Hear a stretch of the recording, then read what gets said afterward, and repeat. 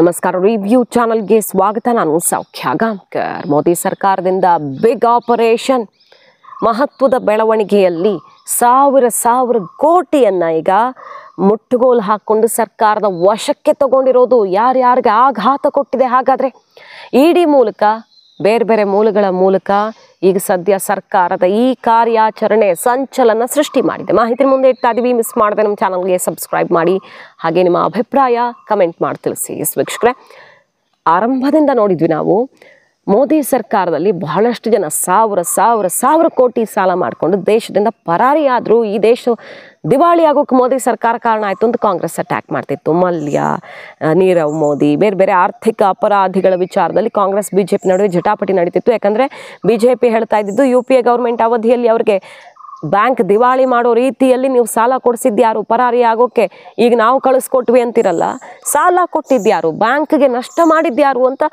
BJP attack ಮಾಡ್ತಿತ್ತು. ಕಾಂಗ್ರೆಸ್ಸು ಈ ರೀತಿಯಲ್ಲಿ ತಿರುಗೇಟು ಕೊಡ್ತಿತ್ತು. ಇದು ನಡೀತಾನೆ ಇತ್ತು. ಯಾರು ಕೊಟ್ಟರು, ಯಾರು ಓಡಿ ಹೋಗೋಕ್ಕೆ ಬಿಟ್ಟರು ಅನ್ನೋದಕ್ಕಿಂತ ಬ್ಯಾಂಕ್ಗಾಗಿರೋ ಲಾಸನ್ನು, ಆ ಮೂಲಕ ದೇಶದ ಆರ್ಥಿಕ ವ್ಯವಸ್ಥೆಗಾದಂತಹ ನಷ್ಟವನ್ನು ತುಂಬಿಕೊಡೋದ್ರ ಬಗ್ಗೆ ಆಲೋಚನೆ ಮಾಡ್ತಿಲ್ವಲ್ಲ ಅನ್ನೋ ಒಂದು ಬೇಸರ ಆಯಿತು. ಆ ನಿಟ್ಟಿನಲ್ಲಿ ಈಗ ಮೋದಿ ಸರ್ಕಾರ ದೊಡ್ಡದೊಂದು ಮಾಸ್ಟರ್ ಸ್ಟ್ರೋಕನ್ನು ಕೊಟ್ಟಿದೆ. ಈ ಆರ್ಥಿಕ ಅಪರಾಧಿಗಳಿಗೆ ಭಾರತಕ್ಕೆ ದೊಡ್ಡ ಬಲವನ್ನು ತಂದುಕೊಡುವಂಥ, ಅಂದರೆ ಬ್ಯಾಂಕ್ಗಳಿಗೆ ದೊಡ್ಡ ಬಲವನ್ನು ತಂದು ಕೊಡುವಂಥ ಕೆಲಸ ಈಗ ಕಂಪ್ಲೀಟ್ ಆಗಿದೆ. ನೋಡಿ, ವಿಜಯ್ ಮಲ್ಯರ 14,000 ಕೋಟಿ ಮೌಲ್ಯದ ಆಸ್ತಿಯನ್ನು ಮುಟ್ಟುಗೋಲು ಹಾಕ್ಕೊಂಡಿರೋದು ಭಾರತ ಸರ್ಕಾರ ವಶಕ್ಕೆ ಪಡೆದಿರೋದು ಜಪ್ತಿ ಮಾಡುವ ಮೂಲಕ. ಓವರ್ ಆಲ್ 22,280 ಕೋಟಿ ಮೌಲ್ಯದ ಆಸ್ತಿಯನ್ನು ತನ್ನ ವಶಕ್ಕೆ ಪಡ್ಕೊಂಡಿದ್ದಾರೆ. ಆರ್ಥಿಕ ಅಪರಾಧಿಗಳ ವಿರುದ್ಧ ದೊಡ್ಡ ಮಟ್ಟದ ಹೋರಾಟವನ್ನು ಸಾರಲಾಗಿದೆ. ಎಲ್ಲ ಹಣವನ್ನು ಈ ಸಾಲ ನೀಡಿದ ಬ್ಯಾಂಕ್ಗಳಿಗೆ ಭರ್ತಿಯನ್ನು ಮಾಡುವ ಮೂಲಕ ಬ್ಯಾಂಕ್ಗಳಿಗೆ ಏನು ಲಾಸ್ ಆಗಿತ್ತಲ್ಲ ಅದನ್ನು ತುಂಬಿಕೊಡುವಂಥ ಕೆಲಸ ಆಗಿದೆ. ಎಲ್ಲೆಲ್ಲಿ ಎಷ್ಟೆಷ್ಟು ಅಂತ ನೋಡೋಣ. ಮೆಹುಲ್ ಚೋಕ್ಸಿ, ನೀರವ್ ಮೋದಿ ಮತ್ತು ವಿಜಯ್ ಮಲ್ಯ ವಾಂಟೆಡ್ ವ್ಯಕ್ತಿಗಳ ಸಾಲ ಮರುಪಾವತಿಸೋದಕ್ಕೆ ಜಾರಿ ನಿರ್ದೇಶನಾಲಯ 280 ಕೋಟಿ ಮೌಲ್ಯದ ಆಸ್ತಿಯನ್ನು ಜಪ್ತಿ ಮಾಡಿರೋದು. ಆರ್ಥಿಕ ಅಪರಾಧಿಗಳ ವಿರುದ್ಧ ಹೋರಾಟ ಈಗಲೂ ಮುಂದುವರಿತಾ ಇದೆ. ಈ ಪೈಕಿ ನೀರವ್ ಮೋದಿಯ 1,052 ಕೋಟಿ, ಚೋಕ್ಸಿಯ 2,565 ಕೋಟಿ ಆಸ್ತಿ ಜಪ್ತಿ ಮಾಡಿದ್ದಾರೆ. ನ್ಯಾಷನಲ್ ಸ್ಟಾಕ್ ಎಕ್ಸ್ಚೇಂಜ್ ಲಿಮಿಟೆಡ್ ಅಂದರೆ NSELನ 17.5 ಕೋಟಿ ಮೊತ್ತವನ್ನು ಸಹ ಜಪ್ತಿ ಮಾಡಲಾಗಿದೆ. ಯಾರನ್ನು ಬಿಡೋದಿಲ್ಲ ನಾವು ಅನ್ನೋ ಬಿಗ್ ಮೆಸೇಜನ್ನು ಮೋದಿ ಕೊಟ್ಟಿದ್ದಾರೆ. ದೇಶ ಬಿಟ್ಟು ಓಡಿ ಹೋದರೂ ನಾವು ಅವರ ಬೆನ್ನಟ್ಟಿದ್ದೀವಿ, ಬ್ಯಾಂಕ್ಗೆ ಬರಬೇಕಾದ ಹಣವನ್ನು ವಸೂಲಿ ಮಾಡೇ ತೀರಿದ್ದೀವಿ ಅನ್ನುವಂಥ ಬಿಗ್ ಮೆಸೇಜನ್ನು ಕೊಟ್ಟು ಮಾಸ್ಟರ್ ಸ್ಟ್ರೋಕನ್ನು ಕೊಡಲಾಗಿದೆ. ಮಲ್ಯ 14,000 ಕೋಟಿ ಆಸ್ತಿ, ದೊಡ್ಡ ಪ್ರಮಾಣದ ಆಸ್ತಿ ಜಪ್ತಿಯಾಗಿರೋದು ಗಮನಾರ್ಹ.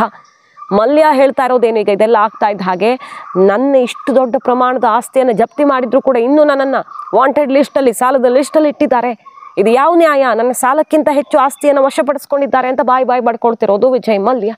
ಸೊ ಇಂಥದ್ದೊಂದು ಮಹತ್ವದ ಬೆಳವಣಿಗೆ ಆಗಿದೆ. ನಿರ್ಮಲಾ ಸೀತಾರಾಮನ್ ಈ ಅಂಕಿಅಂಶಗಳನ್ನು ಇಟ್ಟು ನಾವು ಯಾರನ್ನೂ ತಪ್ಪಿಸ್ಕೊಂಡು ಹೋಗೋದಕ್ಕೆ ಬಿಡಲ್ಲ, ಹಿಂದೆ ದಿವಾಳಿ ಮಾಡಿದ್ರು ಆದರೆ ನಾವು ಅವರ ಬೆನ್ನಟ್ಟಿದ್ವಿ, ಅದನ್ನು ಸರಿದೂಗಿಸುವಲ್ಲಿ ಯಶಸ್ವಿಯಾಗಿದ್ದೀವಿ ಮತ್ತು ಹೋರಾಟ ಮುಂದುವರಿತಿದೆ. ಇಂತಹ ಯಾರೇ ಇದ್ರೂ ಕೂಡ ತಲೆಮರೆಸ್ಕೊಂಡಿದ್ದವರ ಹೆಡೆಮುರಿ ಕಟ್ತೀವಿ ಅನ್ನುವ ಬಿಗ್ ಮೆಸೇಜನ್ನು ಕೊಟ್ಟಿರೋದು. ಇದೇ ಹೊತ್ತಲ್ಲಿ ನೋಡಿ, ಯಾರು ಮೋದಿ ಸರ್ಕಾರಕ್ಕೆ ಸಂಬಂಧಪಟ್ಟಂತೆ ಬಹಳ ನಷ್ಟ ಆಗಲಿದೆ, ಮುಂದಿನ ದಿನಗಳಲ್ಲಿ ಸರಿಯಾದ ಟ್ರ್ಯಾಕಲ್ಲಿಲ್ಲ ಅಂತ ಭವಿಷ್ಯ ನೋಡ್ತಿದ್ರು, ಅವರೇ ಬಹುಪರಾಕ್ ಅಂತಿರೋದು ಮಾತ್ರ ಹುಬ್ಬೇರಿಸುವಂತಿದೆ. ರಘುರಾಮ್ ರಾಜನ್ ಮೋದಿ ಸರ್ಕಾರಕ್ಕೆ ಸೆಡ್ ಹೊಡೆಯೋ ರೀತಿಯಲ್ಲಿ ಅವ್ರ ನಡೆ ಇತ್ತು. ಭಾರತ್ ಜೋಡೋ ಯಾತ್ರೆಯಲ್ಲಿ ರಾಹುಲ್ ಗಾಂಧಿ ಅವ್ರ ಜೊತೆ ಇಂಟರ್ವ್ಯೂಲ್ಲಿ ಕಾಣಿಸ್ಕೊಂಡಿದ್ರು. ಭಾರತದ ಆರ್ಥಿಕ ಪ್ರಗತಿಯ ದರ ಚೆನ್ನಾಗಿರಲ್ಲ, ಅಂದರೆ ಭವಿಷ್ಯ ಬಹಳ ಕಷ್ಟ ಇದೆ ಅನ್ನುವಂಥ ಮಾತನ್ನು ನೋಡಿದ್ರು. ಬಟ್ ಅದೆಲ್ಲ ಉಲ್ಟಾಯಿತು. ಪ್ರತಿ ವರ್ಷದಿಂದ ವರ್ಷಕ್ಕೆ ನಮ್ಮ GDP ರೇಟು, ಡೆವಲಪ್ಮೆಂಟ್ ರೇಟ್ ಬಹಳ ಚೆನ್ನಾಗಿದೆ. ನಮ್ಮ ಗ್ರಾಫ್ ಮೇಲ್ಮುಖವಾಗೇ ಇದೆ, ಬಿಟ್ಟರೆ ಇಳಿಕೆ ಕಂಡೇ ಇಲ್ಲ. ಗ್ಲೋಬಲಿ ಇಡೀ ಜಗತ್ತಿನಾದ್ಯಂತ ಆರ್ಥಿಕ ಸಂಕಷ್ಟ, ಯುದ್ಧ ಮತ್ತು ಕರೋನಾ ಎಫೆಕ್ಟ್ ಎಲ್ಲ ಕಡೆ ಕಾಣ್ತಿದ್ರು. ಭಾರತದಲ್ಲಿ ಮಾತ್ರ ಸಮಸ್ಯೆ ಆಗಿಲ್ಲ. ಸೊ ರಘುರಾಮ್ ರಾಜನ್ಗದು ಬಹಳ ಹಿಂದೇಟನ್ನು ಕೊಡ್ತು ಆ ಎಲ್ಲ ಮಾತುಗಳು. ಒಬ್ಬ ಎಕ್ಸ್ಪರ್ಟ್ ಆಗಿ ಅವ್ರು ಗೆಸ್ ಮಾಡಿದವ್ರ ಪ್ರೆಡಿಕ್ಷನ್ ಎಲ್ಲ ತಲೆ ಕೆಳಗಾಯಿತು. ಈಗ ಅದೇ ರಘುರಾಮ್ ರಾಜನ್ ಮೋದಿ ಸರ್ಕಾರಕ್ಕೆ ಬಹುಪರಾಕ್ ಅಂತಿದ್ದಾರೆ. ಏನಂತ, UPA ಸರ್ಕಾರ ಕರಪ್ಷನ್ ಮತ್ತು NPA ಅಂದರೆ ಈ ಸಾಲ ಪಾವತಿ ಆಗದೆ ಇಂಥದ್ದಕ್ಕೆಲ್ಲ ಹೊಣೆಯಾಗಿತ್ತು. ಬಟ್ ಮೋದಿ ಸರ್ಕಾರ ಇದೆಲ್ಲದಕ್ಕೂ ಮದ್ದು ಕಂಡು ಹಿಡಿದಿದೆ ಅನ್ನುವ ಮೂಲಕ ರಘುರಾಮ್ ರಾಜನ್ ಮೋದಿ ಸರ್ಕಾರದ ಅವಧಿಯಲ್ಲಿ ಆರ್ಥಿಕ ವಲಯದಲ್ಲಾಗ್ತಿರುವ ಪ್ರಗತಿ ಮತ್ತು ಈ ಆಪರೇಷನ್ಗಳಿಗೆ ಬಹುಪರಾಕ್ ಅಂತಿದ್ದಾರೆ. ಮೆಚ್ಚುಗೆಯನ್ನು ವ್ಯಕ್ತಪಡಿಸುವ ಮೂಲಕ ಅಚ್ಚರಿಗೆ ಕಾರಣ ಆಗಿದ್ದಾರೆ. ಯಾರು ಕ್ರಿಟಿಸೈಸ್ ಮಾಡಿದ್ರೋ ಅವರೇ ಈಗ ಅಚ್ಚರಿಗೆ ಕಾರಣ ಆಗಿದೆ ಮತ್ತು ಕೈಕೂಟಕ್ಕೆ ಅರಗಿಸಿಕೊಳ್ಳೋದಕ್ಕಾಗದಂತಹ ಬೆಳವಣಿಗೆ ಆಗಿದೆ. ಈಗಾಗಲೇ ಪ್ರತಿಷ್ಠಿತ ಏಜೆನ್ಸಿಗಳು, ಗ್ಲೋಬಲ್ ರೇಟಿಂಗ್ಗಳೆಲ್ಲ ಭಾರತದ ಅಭಿವೃದ್ಧಿಗೆ ಸಂಬಂಧಪಟ್ಟಂತೆ ಬಹಳ ಒಳ್ಳೆಯ ರ್ಯಾಂಕಿಂಗನ್ನು ಕೊಟ್ಟಿದ್ದಾರೆ.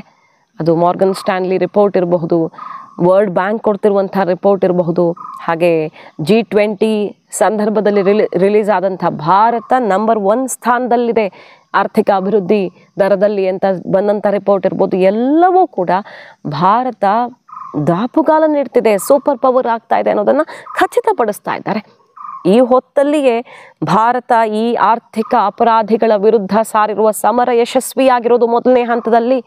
ಬ್ಯಾಂಕ್ಗಳಿಗೆ ಬಲವನ್ನು ತುಂಬಿರೋದು ಮಾತ್ರ ಬಹಳ ಒಳ್ಳೆಯ ಬೆಳವಣಿಗೆ. ಭಾರತೀಯರಿಗೆ ಇದೊಂದು ಗುಡ್ ನ್ಯೂಸ್ ಅಂದರೂ ತಪ್ಪಿಲ್ಲ. ಮಾಹಿತಿ ನಿಮ್ಗೆ ಇಷ್ಟ ಆಗಿದ್ರೆ ಮಿಸ್ ಮಾಡದೆ ನಮ್ಮ ಚಾನಲ್ನ ಸಬ್ಸ್ಕ್ರೈಬ್ ಮಾಡಿ, ನಿಮ್ಮ ಅಭಿಪ್ರಾಯ ಕಮೆಂಟ್ ಮಾಡಿ ತಿಳಿಸಿ. Thank you.